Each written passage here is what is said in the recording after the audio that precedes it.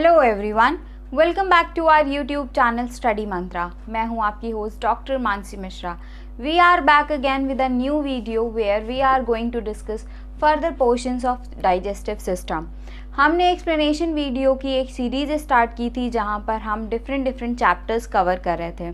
So this is the part 2 of digestive system. Digestive system का introduction means part 1 is also available in the channel. तो अगर अभी तक आपने वो नहीं देखा है तो प्लीज़ चैनल की प्लेलिस्ट पे जाइए और इसका पार्ट 1 भी देखिए, because that is very important. Human physiology तो वैसे भी हमारे एग्ज़ाम के लिए बहुत इंपॉर्टेंट हो जाती है, और फिर डाइजेस्टिव सिस्टम अगर आपने प्रीवियस ईयर क्वेश्चन पेपर दिया हुआ है या फिर आप थोड़े बहुत क्वेश्चन से अवेयर हैं तो आपको पता होगा कि इस चैप्टर से 2-3 क्वेश्चन हर साल ज़रूर पूछे गए हैं। आई होप ये चैप्टर आपको समझ में आएगा और आप हमारे साथ वीडियो के एंड तक बने रहेंगे। But before proceeding I want to give you some informations and I hope you will like them. हमारे ऑनलाइन कोर्सेज़ के बारे में तो जैसे कि हम हर बार आपको बताते थे, हमारे if you want then you can join our online courses for the MNS21 preparation. आप ऑनलाइन कोर्सेज़ के साथ साथ हम अपना ऑफलाइन बैच भी स्टार्ट करने वाले हैं।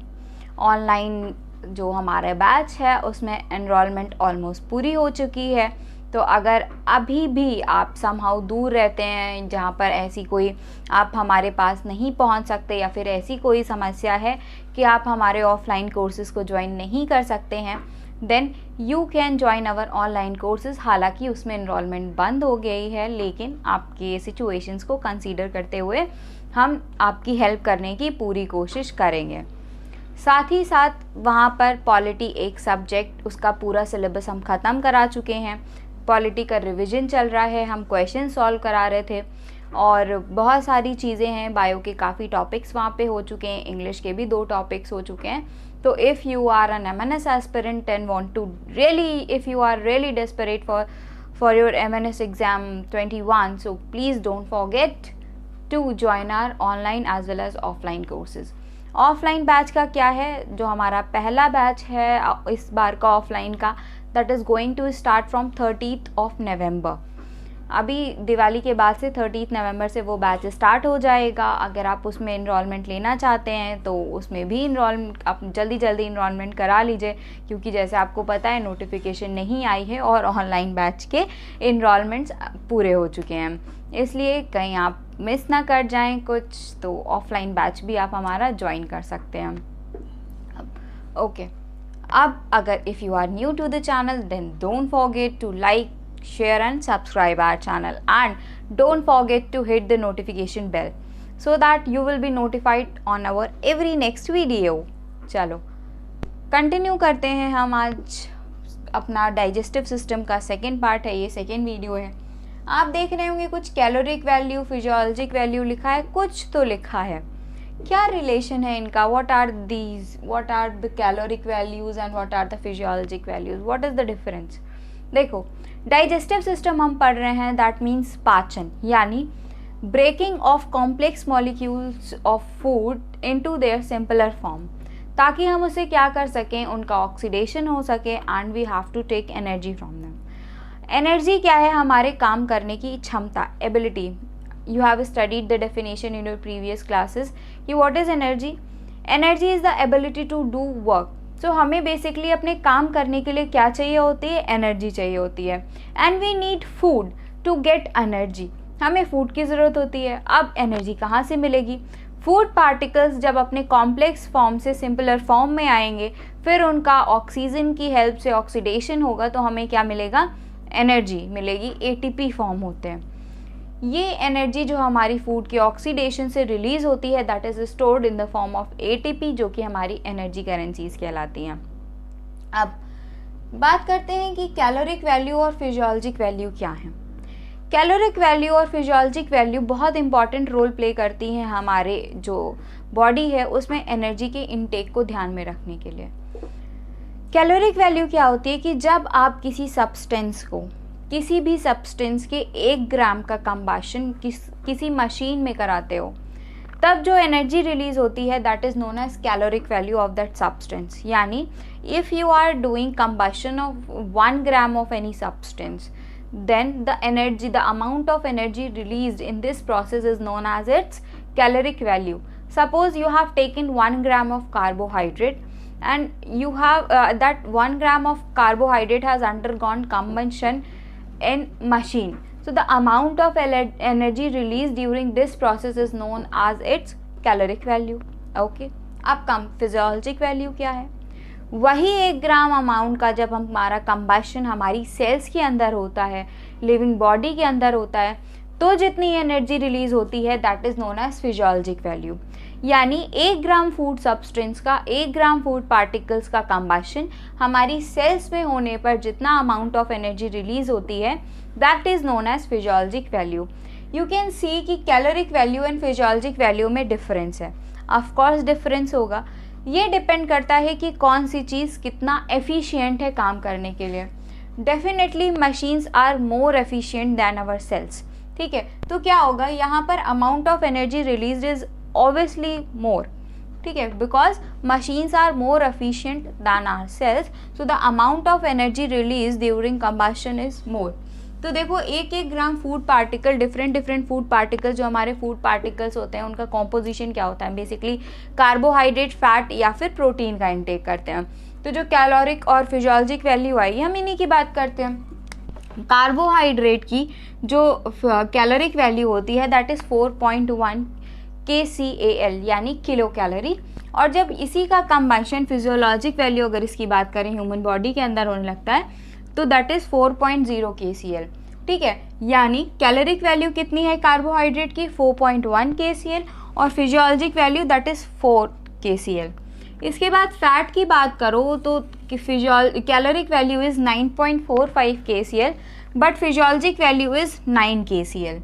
And if we are talking about protein then caloric value is 5.65 kcal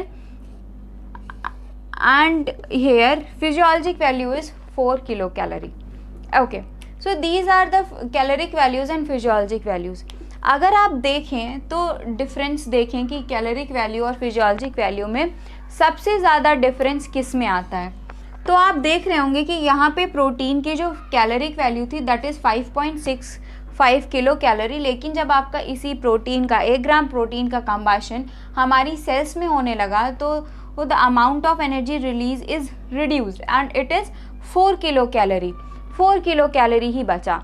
तो हम देखते हैं, इससे हम अंदाज़ा लगा सकते हैं, इससे जो हम ऑब्ज़र्व करते हैं वो ये आती है ऑब्जर्वेशन हमारी कि जो प्रोटीन होता है इसका digestion, this is the complex digestion, protein का डाइजेशन हमारी बॉडी में सबसे ज़्यादा कॉम्प्लेक्स होता है और प्रोटीन के डाइजेशन में जो हमें एनर्जी मिलती है वो सबसे ज़्यादा कॉम्प्लेक्स फॉर्म में होती है और जो डाइजेशन प्रोटीन का होता है वो सबसे ज़्यादा कॉम्प्लेक्स होता है। इसलिए अगर हमारे पास रिज़र्व फूड मटेरियल है या फिर रिज़र्व बॉडी में है कुछ फूड पार्टिकल्स, या फिर हम देखें कि हमें सबसे पहले अगर हम कुछ फूड ले रहे हैं तो उनमें से किस पार्टिकल से हमें, किस फूड सब्सटेंस से सबसे पहले एनर्जी मिलेगी, तो सबसे पहले बेटा हमें एनर्जी मिलती है कार्बोहाइड्रेट से।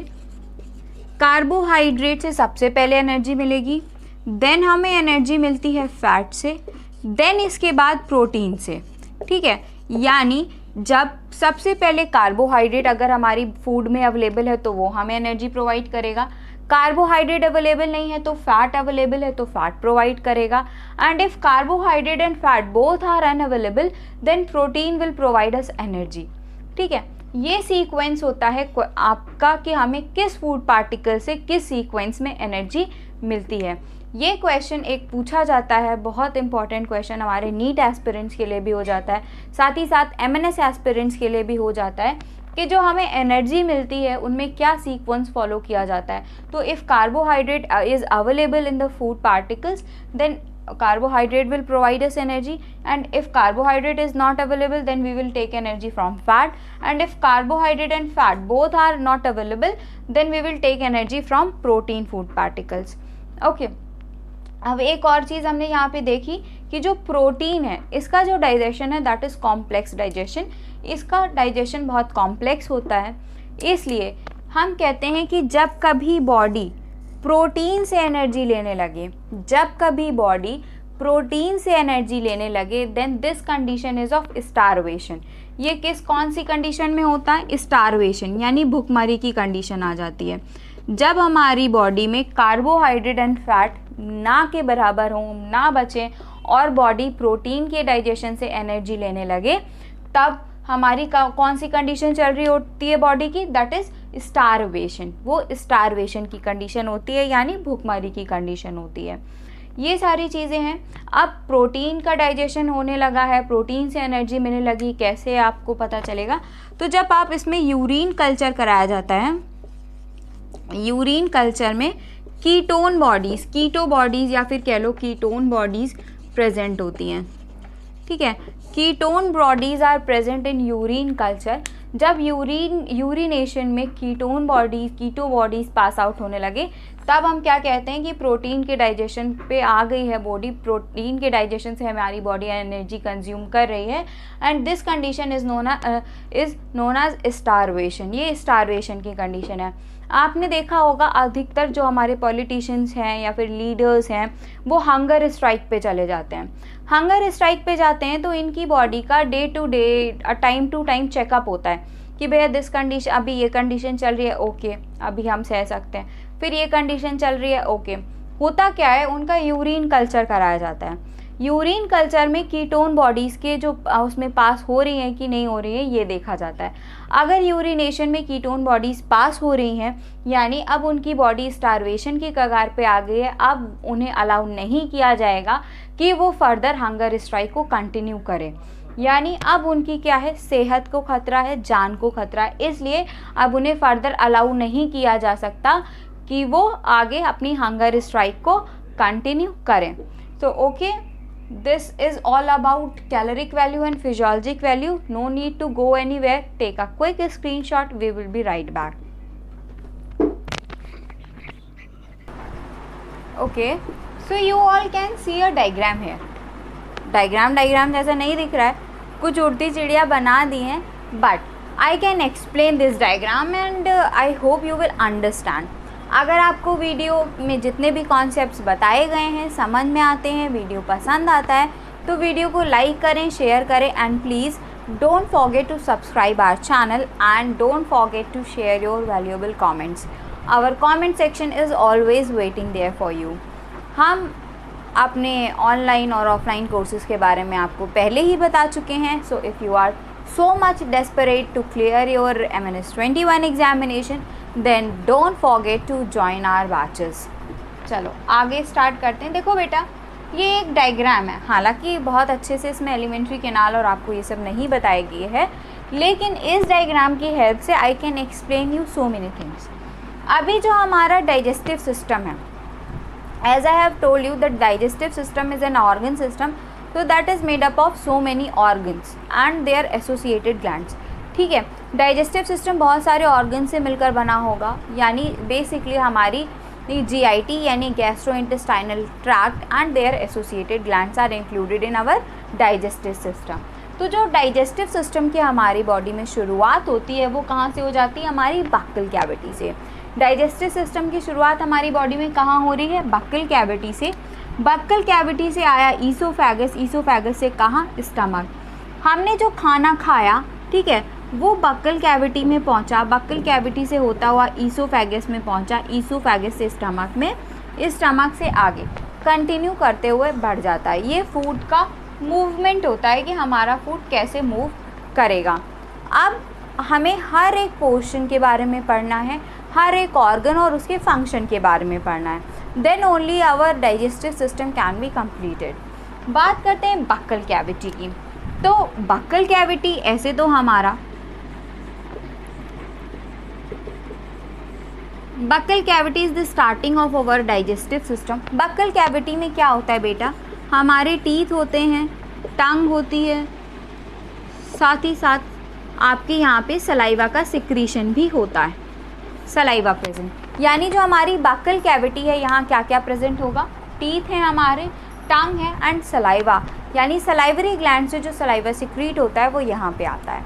सलाइवरी ग्लैंड्स, ह्यूमंस में there are 3 pairs of salivary glands. 3 pair salivary glands पाई जाती हैं and we will discuss about these salivary glands in detail when we will study about the associated glands of digestive system. So right now I am not explaining it, we are not studying it, but afterwards when we will study about everything about associated glands, then we will study about these salivary glands also. But let me tell you that in humans there are 3 pairs of salivary glands. So these 3 pairs salivary glands secrete saliva. Okay, saliva is released in our buccal cavity. Saliva कहाँ release होगा? हमारी buccal cavity में. यहाँ पर teeth हैं, टंग है. Teeth और टंग इनका भी अपना अपना रोल होता है. Teeth basically they help in mastication and chewing of food. जो टीथ होते हैं हमारे मैस्टिकेशन में और च्यूइंग में हमारे हेल्प करते हैं, यानी चीज़ों को कुतरना, काटना, फाड़ना, टीयरिंग फूड पार्टिकल्स की, और उनकी च्यूइंग में हेल्प, चबाने में उन्हें हेल्प करते हैं. इसके बाद क्या है? टंग के बहुत सारे फंक्शन होते हैं. टंग्स में टेस्ट बड्स आर अवेलेबल, तो हमें फूड का टेस्ट मिलता है. साथ ही साथ it helps in mixing of saliva with food particles. Tongue में देखो, अगर आप ऑब्जर्व करो तो जो टंग की मूवमेंट होती है उससे जो हमारी सलाइवा है वो फूड पार्टिकल से काफ़ी अच्छी तरीके से मिक्सअप हो जाती है. So tongue movement is very helpful in mixing of saliva with food particles. इसके बाद जो बेसिक काम है होता है हमारा, जो मेन रोल होता है हमारी बक्कल कैविटी में, that is played by our saliva. वो कौन प्ले करता है? हमारी सलाइवा बेसिक फंक्शन इसमें प्ले करती है. देखो, सलाइवा बहुत सारे काम होते हैं, सलाइवा की बहुत सारी चीज़ें प्रेजेंट होती हैं सलाइवा की. हम इसके बारे में भी पढ़ेंगे, लेकिन हम पहले कुछ चीज़ें यहाँ पे डिस्कस कर लें. देखो, the secretion, saliva is secreted by 3 pairs of salivary glands. ठीक है, हमारी ह्यूमन बॉडी में as I have told you earlier कि 3 पेयर सलाइवरी ग्लैंड्स और उनसे सलाइवा सिक्रीट हो रही है. But secretion of saliva is a reflex action. ये क्या है? हमारा रिफ्लेक्स एक्शन है. ठीक है, and that is under control of our nervous system. ये एक रिफ्लेक्स एक्शन होने के कारण हमारे नर्वस सिस्टम के कंट्रोल में होता है. बाकी हमारे जितने भी डाइजेस्टिव सिस्टम के जितने भी जूसेस हैं, जितने भी डाइजेस्टिव ग्लैंड्स के जूसेस होते हैं, उनका जो सिक्रेशन होता है that is under control of both. ये एंडोक्राइन सिस्टम के भी कंट्रोल में होते हैं, साथ ही साथ नर्वस सिस्टम के कंट्रोल में होते हैं. बट यहाँ पे एक एक्सेप्शन आ जाता है कि जो डाइजेस्टिव सिस्टम है उसका ये जो सलाइवा है, इसका secretion that is a reflex action and that is under control of nervous system. सिर्फ और सिर्फ नर्वस सिस्टम के अंडर कंट्रोल में है. यहाँ पर एंडोक्राइन ग्लैंड्स का कोई भी रोल नहीं प्ले होता. ओके, रिफ्लेक्स एक्शन हम इसे क्यों कह रहे हैं? तो आपने एक चीज़ नोटिस की होगी कि जब आप कोई बहुत टेस्टी फूड के बारे में सोचते हो, बहुत टेस्टी फूड के बारे में कुछ सोच रहे हो, या फिर आपके मुंह में सलाइवेशन हो जाता है, कुछ ऐसी पसंदीदा खाना है आपका जिसके बारे में आपको अगर वो दिख गया या फिर उससे रिलेटेड कोई स्टिमुलस मिला तो सलाइवेशन हो जाता है. ठीक है, सो जो यही कारण है कि सलाइवा का जो सिक्रीशन है this is a reflex action, और ये किसके अंडर कंट्रोल में है? That is under control of our nervous system. Okay, nervous system के अंडर कंट्रोल में हो गया, ये बात कर ली हमने. अब बात करते हैं कि जो सलाइवा है, ठीक है, वो कैसे हेल्प करता है हमारे फूड में, क्या क्या उसमें होते हैं, उसका कॉम्पोजिशन क्या होता है, साथ ही साथ सलाइवा का पीएच क्या है, और सलाइवा हमारे डाइजेशन में कैसे हेल्पफुल होता है. देखो, सलाइवा कंटेन सो मेनी थिंग्स, बहुत सारी चीज़ें होती हैं इसमें. सबसे पहले बात करें कि कितना सलाइवा सिक्रीट होता है, तो 1200 ml से लेकर 1500 ml per day saliva is secreted. हमारी बॉडी में 1200 ml से लेकर 1500 ml per day saliva secrete किया जाता है. ठीक है, अब बात करते हैं कि सलाइवा के पीएच का कितना होता है. तो the pH of saliva is 6.8. ठीक है, स्लाइड देखो यहाँ पे 6.8 है, यानी ये थोड़ा सा कम है 7 से, तो that is slightly acidic. Slightly acidic 7 से थोड़ा सा कम है ना, 2 पॉइंट कम है, तो that is slightly acidic. Saliva का कितना है पीएच यहाँ पे? 6.8. इसके बाद इसमें एक एंजाइम होता है जिसको आप टाइलिन एंजाइम कहते हो. Ptyalin enzyme is present in saliva. Ptyalin है, इसका नाम डायस्टेज है, इसको सलाइवरी अमाइलेज भी कहते हैं, बहुत सारे इस एंजाइम के नाम हैं। तो basically this enzyme is helpful in carbohydrate digestion, ये हमारे कार्बोहाइड्रेट डाइजेशन में हेल्पफुल होता है, इस वजह से हम इसको सलाइवरी अमाइलेज भी कहते हैं। और हम कहते हैं कि जो कार्बोहाइड्रेट का डाइजेशन है वो हमारे माउथ में स्टार्ट हो जाता है, यानी हमारी बक्कल कैविटी में ही स्टार्ट हो जाता है। तो अगर आपसे एक क्वेश्चन पूछा जाए कि ऐसा कौन सा फूड पार्टिकल है जिसका डाइजेशन हमारे बक्कल कैविटी में ही स्टार्ट हो जाएगा, तो दैट इज़ कार्बोहाइड्रेट। ठीक है, यानी टाइलिन हो गया इसमें, फिर हमने पीएच की बात कर ली, इसके बाद हमने रिफ्लेक्स एक्शन की बात कर ली, ये भी बात कर ली कि कितना एक दिन में सिक्रीट होता है। अब बात करते हैं कि जो आपका ये सलाइवा होता है इसमें more potassium ion are present in comparison to sodium and chloride ion, यानी अगर हम सोडियम और क्लोराइड आयन से कंपेयर करें तो ज़्यादा पोटेशियम आयन्स प्रेजेंट होते हैं हमारी सलाइवा में। इसके बाद थायोसाइनेट आयन्स भी प्रेजेंट होते हैं हमारी सलाइवा में। थायोसाइनेट आयन्स का काम होता है इसमें कि बैक्टीरिया को किल करना। ठीक है, थायोसाइनेट आयन्स भी प्रेजेंट हैं, बैक्टीरिया को किल करने के काम आते हैं। साथ ही साथ ब्रेडिकाइनिन भी प्रेजेंट होता है इसमें। तो जो सलाइवा होता है इसमें थायोसाइनेट आयन्स हैं और ऐसी चीज़ें हैं जिससे सलाइवा किल किया। सलाइवा में बहुत सारी ऐसी चीज़ें हैं जो एंटी बैक्टीरियल होती हैं, बैक्टीरिया की ग्रोथ को रोकती हैं। आपने एक एग्जाम्पल देखा होगा कि जो एनिमल्स होते हैं अगर उनको कहीं चोट वोट लग जाती है तो वो चाटते हैं। चाटने में क्या होता है, वो अपने अफेक्टेड पोर्शन में सलाइवा लगाते हैं ताकि वहाँ पे जो भी सब्सटेंसेस हैं, जो एंटी बैक्टीरियल एक्शन है सलाइवा का, वो काम कर सके और वहाँ पर बैक्टीरियल ग्रोथ को रोका जा सके ताकि वो ऑर्गन सड़े गले नहीं। तो ये काम होता है, ये रीज़न होता है कि जो एनिमल्स होते हैं वो लगातार उसको लिक करते रहते हैं अपने उस चोट वाले पोर्शन को। आई होप सलाइवा के बारे में और further we will study in our next video कि सलाइवा कैसे काम करती है, क्या होती है। आई होप यहाँ तक आपको सारी चीज़ें समझ में आई होंगी। वीडियो में कॉन्सेप्ट समझ में आया है, वीडियो समझ में आया, वीडियो को लाइक करें, शेयर करें और कमेंट करके हमें ज़रूर बताएं। Thank you so much for watching this video, thank you so much for being with us, thank you everybody.